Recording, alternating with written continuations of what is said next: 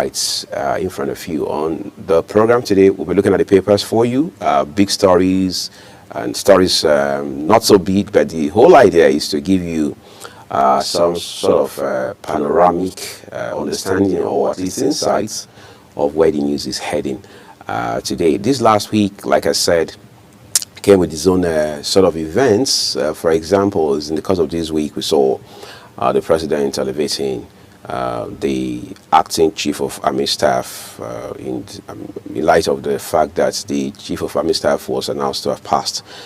Sadly so in the course of this week, and as we say, which of course has also been acknowledged by the military leadership in the country, there's no vacuum in life, neither is there vacuum in leadership. So the acting chief of army staff now has been elevated. I mean, talking about Brigadier, should say Lieutenant General Olufemi Oluyede, to now begin to provide leadership for the army going forward, pending when the Commander-in-Chief of the Armed Forces, who is also the President of the Federal Republic of Nigeria, Bola Tinubu, will have a substantive Chief of Army Staff in place. Now, while we are dealing with all of this, we've seen people eulogize and pay tribute to the former Chief of Army Staff, who is now late, talking about Lieutenant General Taoreed Lagbaja. Many have called him a fine soldier. Others have said, look, he provided leadership in ways that are inspiring and practical, all right, for the army. There are those who say he stayed and supported with his troops. He supported them in such a way that he did everything he could within his abilities to give them the moral support and every kind of support that he needed, having to go down to the very base to encourage them and understand what exactly it is that are the challenges they grapple with. And that much, of course, is heartwarming to hear. So while we know that the army will miss him, he'll be missed by the military and indeed the country, it's consoling to know that he did leave a legacy the whole time he led the army, and again for the service that he did render to this blessed nation. But then a lot has also happened in the course of this week. For example, the Lukurawas, as it's called now, which some have referred to as a new terror cell that is predominantly based in Kebbi and Sokoto states. We heard of the things they had done this past week. For example, yesterday we were told that 15 persons had been kidnapped and about 100 cows rustled in Kebbi state. That's in addition to the mayhem they've already caused in the last few days within the northwest, I should say, particularly in the same Kebbi and Sokoto states. The issue of beheading of 6 people and cutting away their heads. I mean, these are concerning stories. But time and again, the army has assured and reassured. The military has also given assurances that these agents of darkness and evil will definitely be be exterminated as quickly as possible. And we hope that happens, because we can't continue to have a bunch of people who, in some cases, we are told, came all the way from Mali, Niger, and Burkina Faso, all around Chad, to terrorize Nigeria. Some have also alluded these very ugly developments to some sort of unrest and instability coming from Libya. But whatever the case may be, the ultimate thing that is important is that they've got to be defeated. There's no going back on that. Let's take a quick break now, everyone. When we return, the program continues.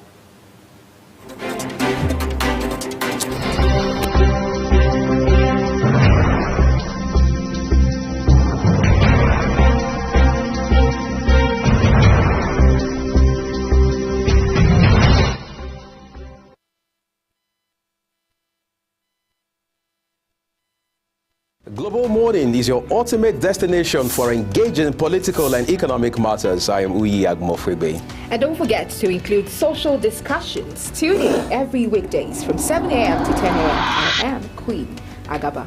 For insightful breakfast ideas, business summaries, sports highlights, international and local news perspective, I am Anthony Momodu.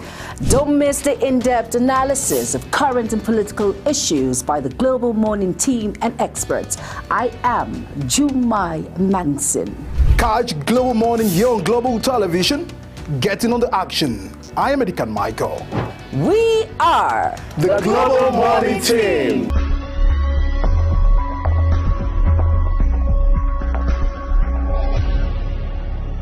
Business Point on Global Television. The business world can be dynamic and unpredictable, with headwinds and volatility sometimes becoming an obstacle for players in the business and economy landscape. Watch Business Point on Global Television as Samuel Oji walks you through the twists, turns and curves in bands, stocks and crucial market indices from a global standpoint. Watch Business Point weekdays on Global Television at 11 a.m. West African time. Business Point, this is business. This is Imo State, southeast of Nigeria. As the wind of transformation blows across the eastern heartland, Imolites bask in the excitement of landmark developmental strides cutting across health, education, infrastructure, economy, and job creation. Imo State in Focus brings you all the highlights of Governor Hope Uzodinma-led administration's impact on the lives of the good people of Imo State. Imo State in Focus, Sunday at 10:30 p.m. West African time on Global Television.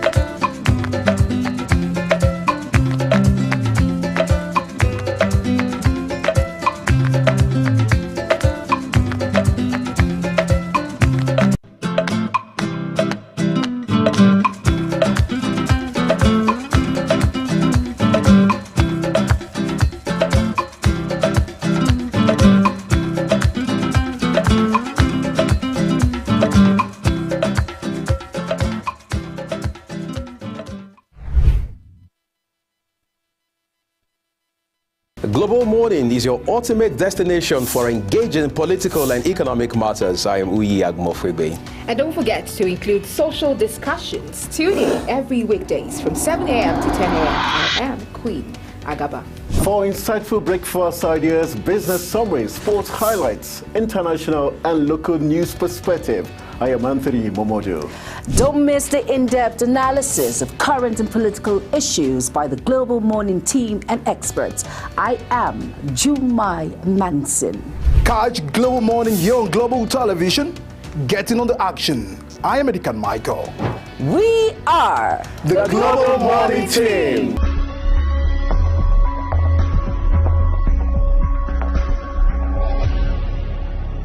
Business Point on Global Television. The business world can be dynamic and unpredictable, with headwinds and volatility sometimes becoming an obstacle for players in the business and economy landscape. Watch Business Point on Global Television as Samuel Oji walks you through the twists, turns and curves in bands, stocks and crucial market indices from a global standpoint. Watch Business Point weekdays on Global Television at 11 a.m. West African time. Business Point. This is business. This is Imo State, southeast of Nigeria. As the wind of transformation blows across the eastern heartland, Imolites bask in the excitement of landmark developmental strides, cutting across health, education, infrastructure, economy, and job creation. Imo State in Focus brings you all the highlights of Governor Hope Uzodinma-led administration's impact on the lives of the good people of Imo State. Imo State in Focus, Sunday at 10:30 p.m. West African time on Global Television.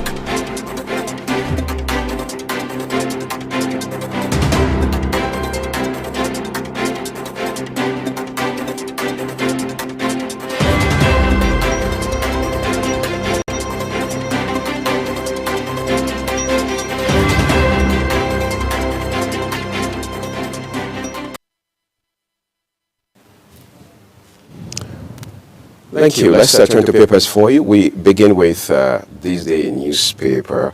Then, of course, as always, there's a headline just above the nameplate.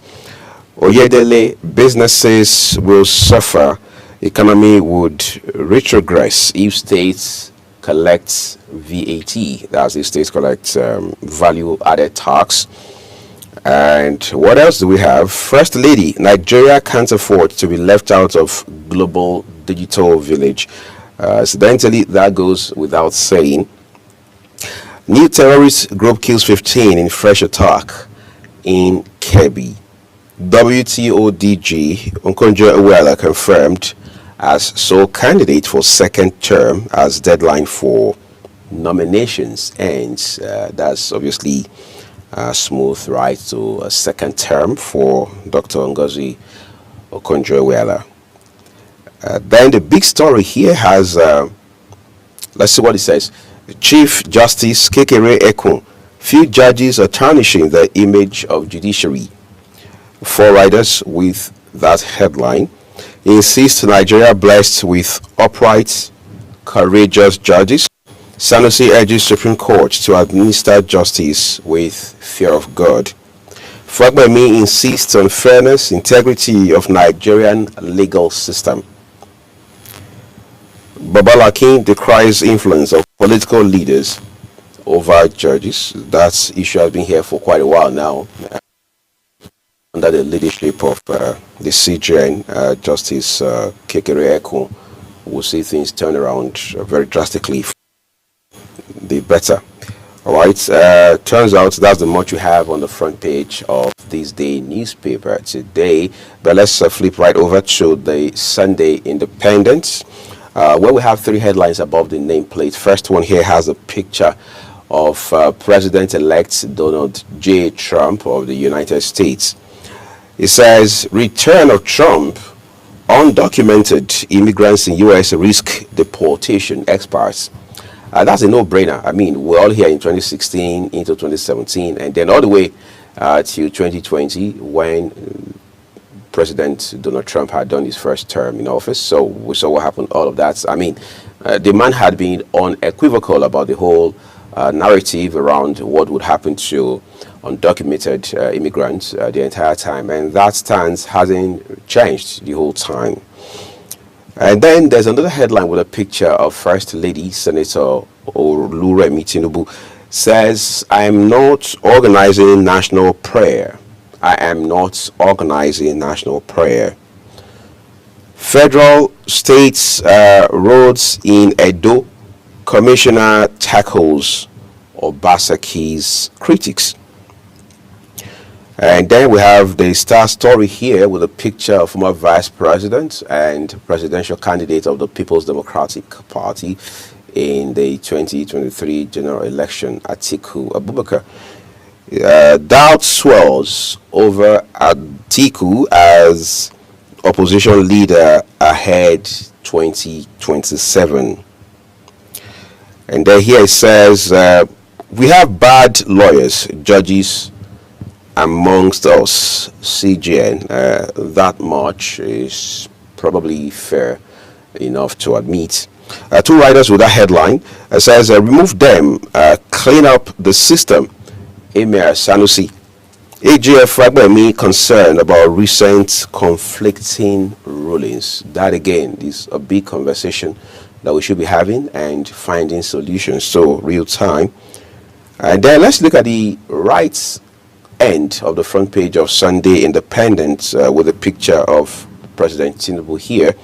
Lawyers, activists tackle Tinubu over continued trial of protesters. Say government's action unconscionable, unacceptable.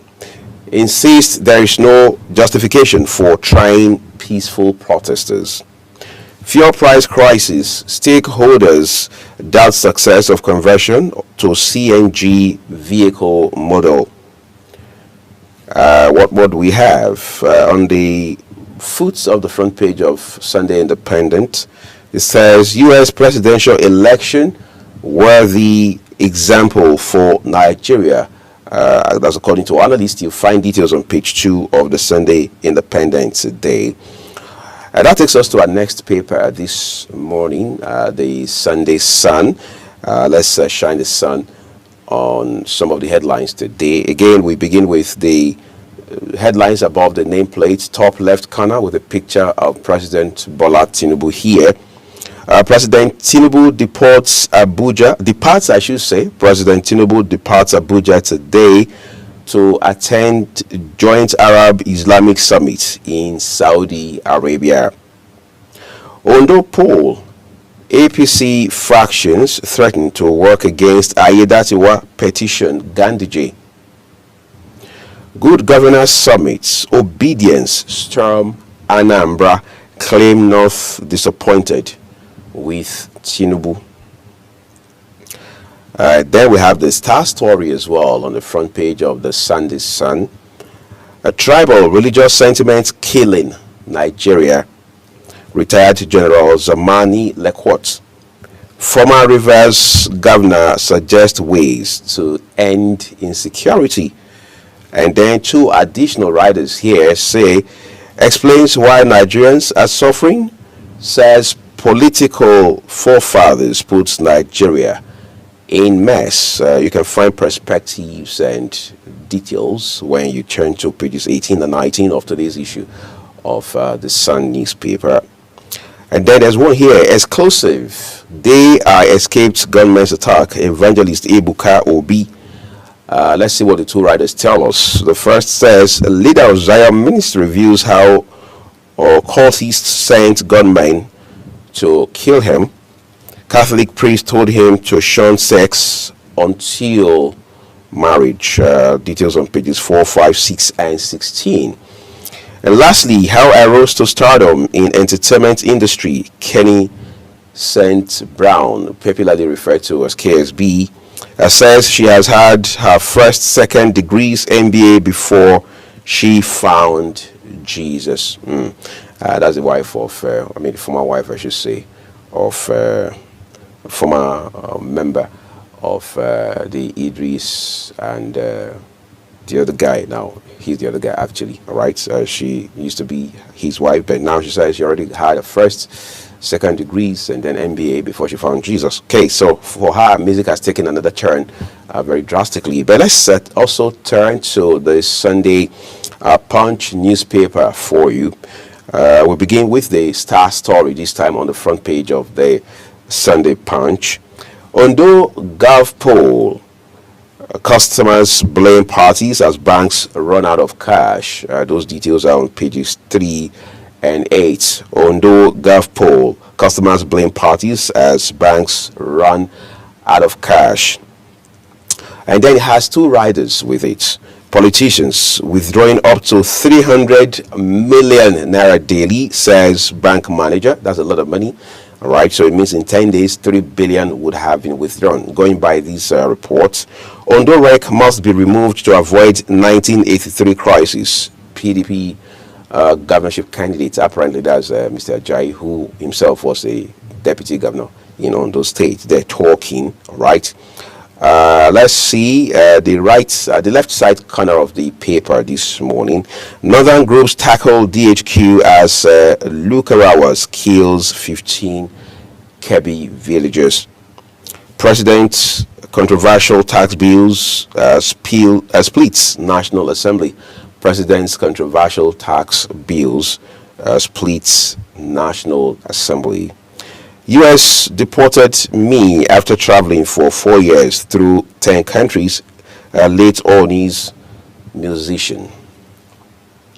And then if we take it above the name mast for you quickly, 113 foreign hackers enjoyed police escorts before arrests, as according to Abuja residents.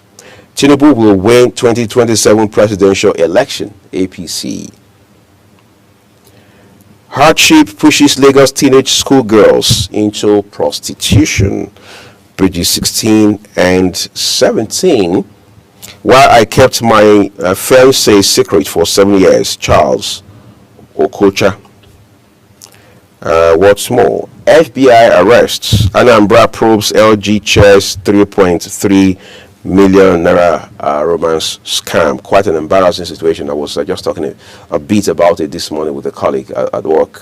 How that, Governor Charles Chiguma Soludo has sworn in this elected chairman just about a month ago, and then exactly a month down the line, one of those chairmen, is arrested in Texas, United States, for alleged involvement in a $3.3 million romance scam. Quite an embarrassing. We also saw something similar with a former special assistant to Governor of Ogun State, Dapo Abiodun. That also happened in the U.S. He got picked up in an airport in the United States over some $750,000 scam linked to benefits for Americans in the face of COVID-19 pandemic. So for these governors, for these governments, for the states, and of course, so it goes without saying, for Nigeria and Nigerians, this is a minus, quite a nasty development. But we hear now that Anambra says it's going to probe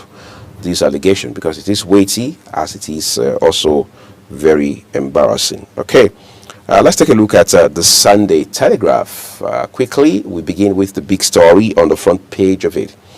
The kicker is 2027, that is the Sunday Telegraph. 2027, APC Miles new NWC zoning arrangements. 3 riders with the headline, may take national chair to Southeast. IM leads race to replace Ganduje. We're trying to integrate region into our party chieftain. Trump's second coming. AGOA may not be renewed in September 2025. Economists, Africa's romance with China worrisome to him, Dr. Elias. What Nigerians, Africans should expect by analysts. And then above the name masts with a picture of Emir Sanusi, Lamido Sanusi here, says CGN, Sanusi, Fashola, others task judges on uprightness. 1 week to Ondo poll, APC, PDP fight dirty as 2 ex-deputy governors battle. That is talking about Ayedatiwa of the People's, of the All Progressives Congress, Lucky Ayedatiwa, the incumbent governor as well. And then you have Ajayi of the People's Democratic Party himself, former deputy governor of Ondo State. So it's a 2-horse race, as some will put it, and basically between 2 former deputy governors, right? Let's take it down a little, everyone, and see a couple of more headlines for you. Tinubu departs for Joint Arab Islamic Summit in Saudi Arabia. DHQ, oil thieves lost 1.4 billion naira proceeds in 1 week, says terrorists engaging in recruitment drive. We heard that these terrorists are even now recruiting online, which has added another layer to the worry that Nigerians have. New terror group Lukarawa kills 17 in Kebbi. Some other reports say 15, but ultimately lives had been taken in this singular incident. Minors, African Commission demands investigation into Nigeria's detention system. Long overdue, but better late than never. Let's take a quick break, everyone. When we return, we'll go back to the papers. This time, we will begin with the Nation newspaper for you. Please stay with us.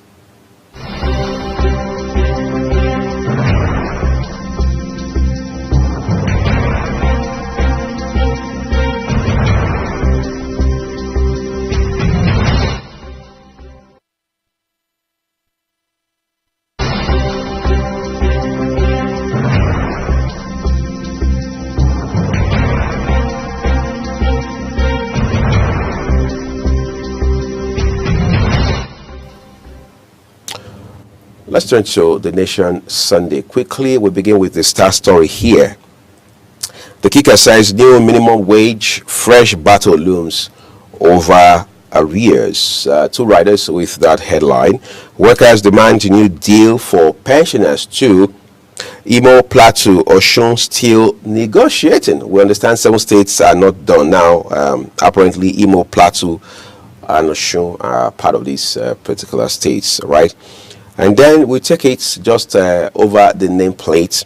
Ondo, APC, PDP intensify campaigns ahead Saturday's Guber poll. All citizens must reject corruption, says CJ and Sanusi Fashola.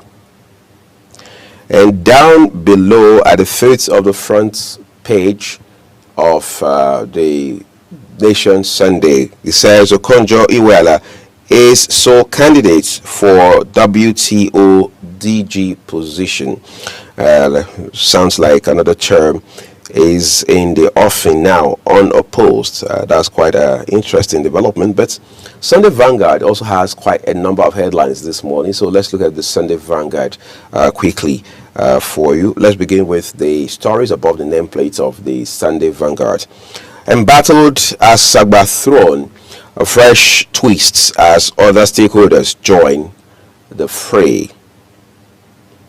Reviewed how herdsmen invited new terrorist group Lakrua to Nigeria. And bad governance, that's a kicker. Real over judge in minors treason case. With 3 riders here, quickly. Guatu Ed, NBA president, SANs. NJC should invite sanction him. AGF, well, it says he did no wrong. Keys relieve 95-day hell in custody. Emir Sanusi to judges, you will answer for wrong verdicts on Judgment Day. All right, that's quite instructive, no doubt about it.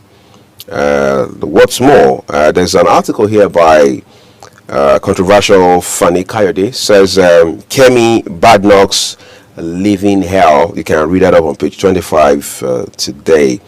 Then when you look at the left side of the front page of the Sunday Vanguard, 2 more headlines there. How we achieved groundbreaking bone marrow transplant in Nigeria, Sickle Cell Foundation. Edo poll, ICPC must arrest officials who betrayed public trust. Martins Obono. All right. Why I married my husband, Mercy Aigbe. You can find all of those headlines and, of course, details to all of the headlines on the Sunday Vanguard today. All right. Then we have the Sunday Times as well. Of course, it's a Sunday, so these are all Sunday papers as they were. Let's look at the first one here, just immediately underneath the nameplate.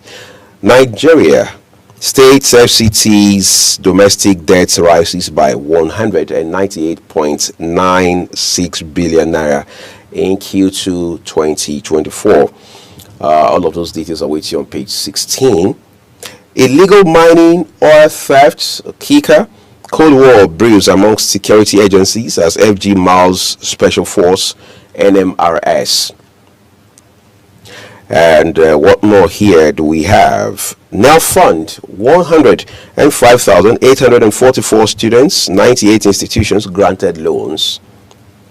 And then here it says, understanding Wike through his political battles dotted by betrayals. Understanding Wike through his political battles dotted by betrayals. Those details are on page 21.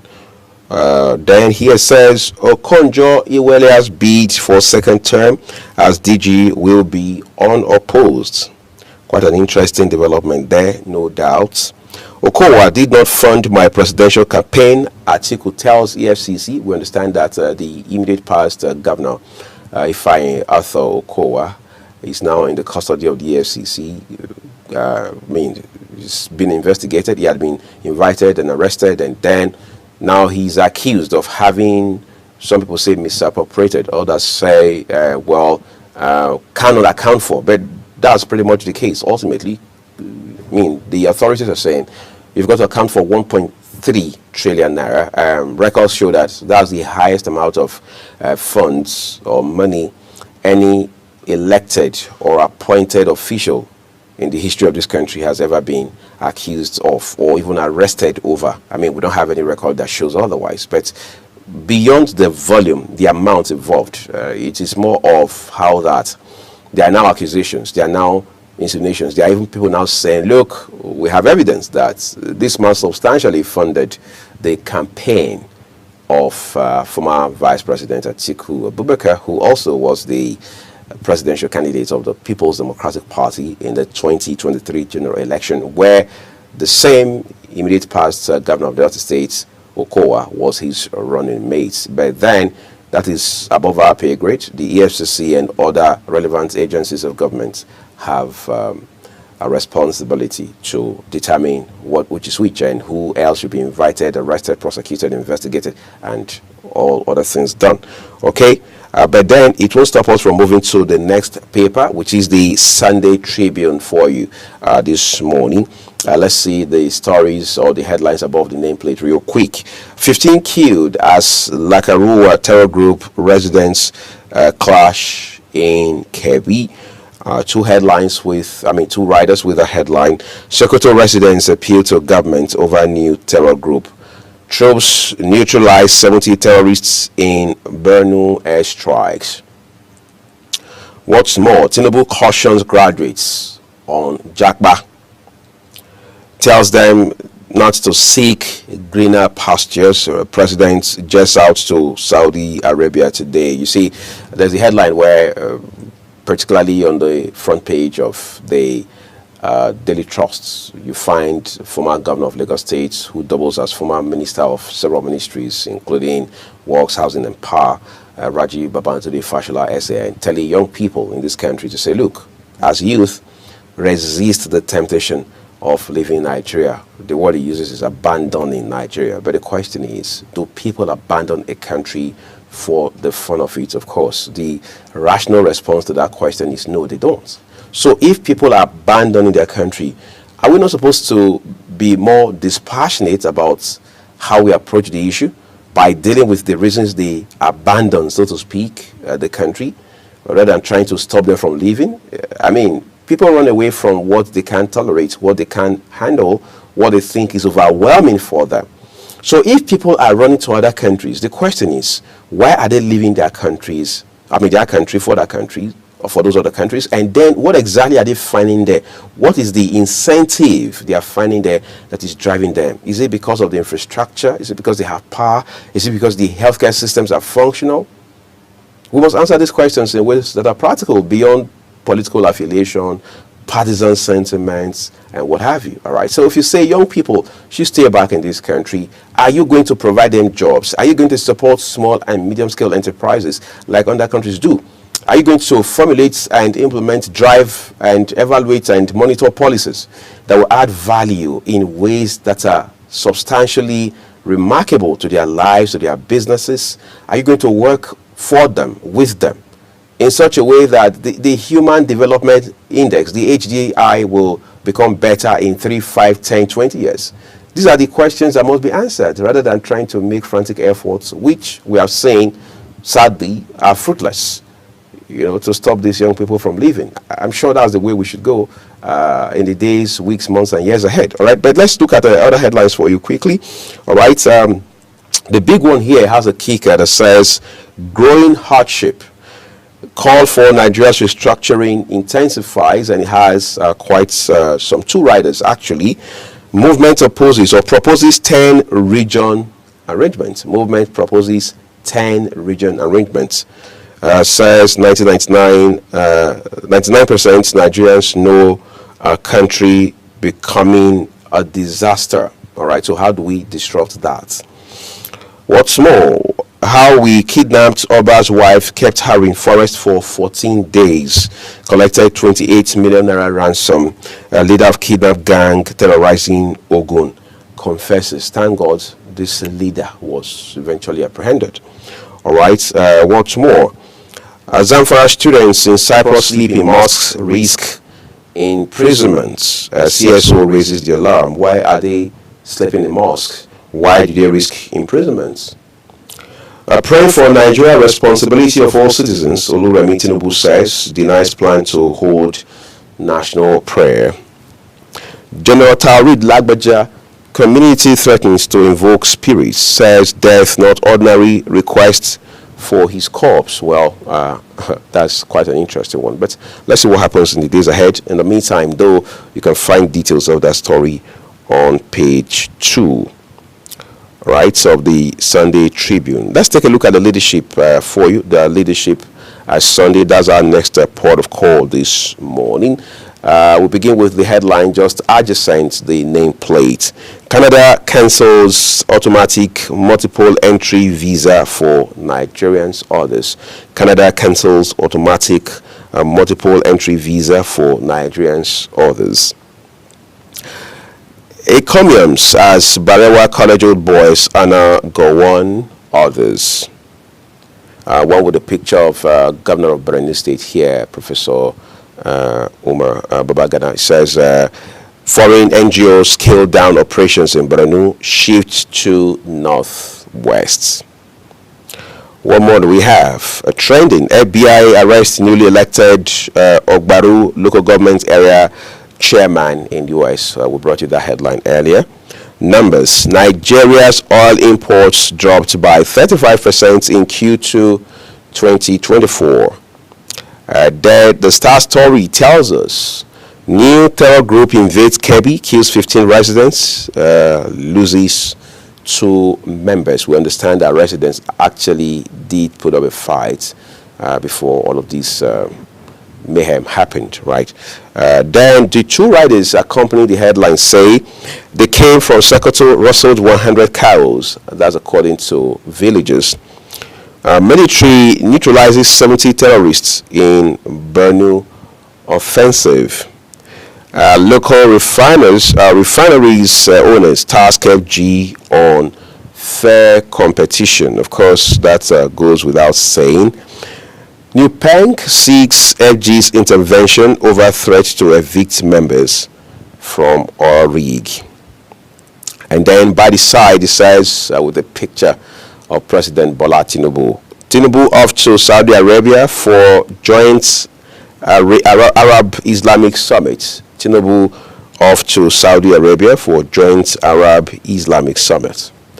And then the last one here tells us ex-US Speaker Pelosi blames Biden for election loss. Well, we saw that in 2015 in Nigeria as well. We saw members of the PDP, very senior amongst them, say that, former President Goodluck Jonathan had to take some blame for the party's loss to former President Muhammadu Buhari of the All Progressives Congress, APC, in that election. For some of them, they were not comfortable with the fact that the former president would voluntarily pick up his phone to call the incoming president, as it then was 9 years ago, Muhammadu Buhari, to congratulate him and briefly discuss transition plans with him. For many members of the PDP at the time, it was a blow below the belt, politically speaking. But the question is, are we supposed to put patriotism behind partisanship? Well, perhaps there's a different reason. Former Speaker of Congress, Nancy Pelosi, is now blaming incumbent president, outgoing president as well, Joe Biden, for the loss by Kamala Harris to incoming President Donald J. Trump. All right, that's what we're leaving it with the papers this morning. Another quick break. When we return, we'll draw the curtains on the program.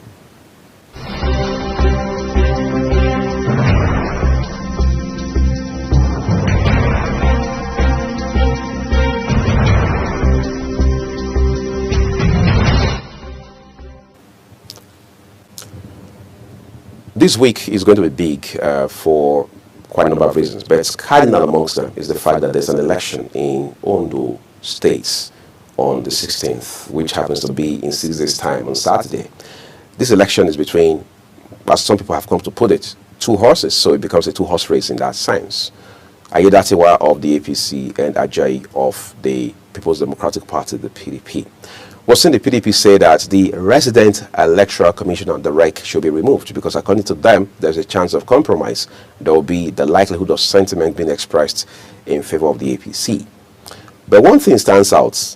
This contest will be very intense, but then people say it's a race between 2 former deputy governors. While that may not be much of a factor, depending on your standpoint, it is the fact that For many people, Governor Lucky Aiyedatiwa is fighting for his own political survival, because going by the battle he had to fight while his former principal, now late Oluwarotimi Akeredolu, was still alive, it was a struggle to become acting governor. And as it stands today, he wants a term of his own, so to speak, in office. And the opposition has intensified the last few weeks in particular. We've seen him travel across the state to campaign, establish support, and find some guarantees that he will win the election. However, Global Television has Kikelemo Okere on the ground across the state, who will be bringing us blow-by-blow accounts of this electoral process as it unfolds. Our studios will be open live from 8 a.m. West African time on that day, and we will continue to do analysis of the situation up until the point when the Independent Electoral Commission, INEC, announces a winner. I'm Uyag Mofwegbe. That's our program for you today. Thank you for watching. I'll see you again.